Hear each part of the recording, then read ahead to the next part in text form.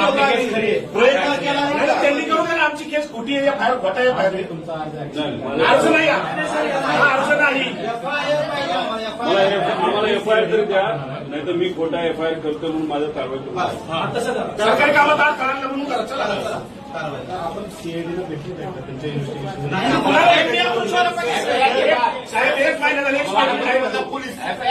साहेब 1 महिना झाला, एक स्टेटमेंट तरी आले सीआयडीचं. बरं आम्हाला सांगा, सीआयडी बरोबर मला माहित नसेल कोणाला बोलवलं सीआयडी नाही. त्याचा रोहित सिंग अमेरिकेत जाऊन आला, तो दिल्लीत येऊन बसला, सीआयडी त्याला अजून नाही बोलवलं. व्हीके सिंग जो मालक आहे त्याला अजूनपर्यंत बोलवलं नाही. त्याच्याबरोबर मेंटेनन्स करणारा महाराष्ट्रात बसणारा जो त्यांचा माणूस आहे त्यालाही अजून बोलवलं नाही. सीसीटीव्ही बद्दल फक्त इकडे गोळा केल्यानं त्यांनी आम्हाला काल.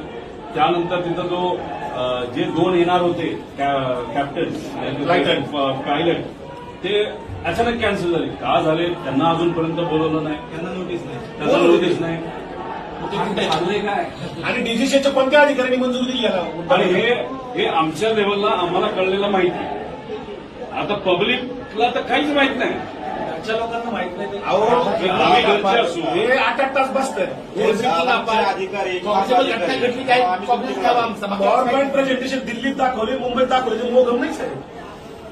आणि ठीक आहे मी प्रेझेंटेशन केलं, चुका केल्या असं त्याला बीएसआर कंपनी जी आहे त्याचे आणि त्या डीजीसी जी पार्टी आहे त्याचे जे प्रमुख आहेत त्यांचं कमर्शियल रिलेशनशिप आहे.